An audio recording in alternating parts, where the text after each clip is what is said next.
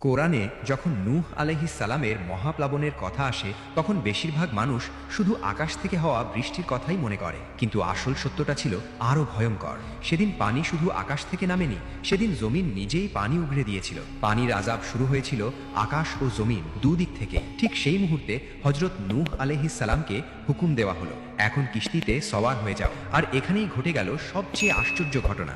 কোনো পশুকে ধরে আনা হয়নি। রেওয়ায়েত অনুযায়ী যখন আল্লাহর আযাব নেমে এলো তখন প্রত্যেক প্রাণী নিজ নিজ জোড়া নিয়ে নিজে থেকেই কিস্তির দিকে চলে এলো। সিংহ আর ছাগল একই জায়গায়, সাপ আর পাখি একই পথে, না শিকার না ভয়, কারণ সেই সময় আল্লাহ ফিতরাতকেই বেঁধে দিয়েছিলেন। কিস্তি পানির ওপর ভেসে চলছিল না, কোরআনের ভাষায় কিস্তি চলছিল আল্লাহর তত্ত্বাবধানে। ঠিক তখনই হযরত নূহ আলাইহিস সালাম দূরে দাঁড়ানো তার ছেলেকে ডাকলেন, হে আমার ছেলে, আমাদের সাথে কিস্তিতে উঠে আসো, কাফিরদের সাথে থেকো না। কিন্তু সে অহংকার করে বলল, আমি কোনো পাহাড়ে উঠে যাব, পাহাড়ই আমাকে পানি থেকে বাঁচাবে। হযরত নূহ আলাইহিস সালাম বললেন, আজ আল্লাহর হুকুম থেকে বাঁচানোর কেউ নেই, শুধু সেই বাঁচবে যার উপর আল্লাহর রহমত করবেন। আর ঠিক সেই মুহূর্তে একটি বিশাল ঢেউ বাবা ও ছেলের মাঝে এসে পড়ল এবং তাকে নিয়ে গেল।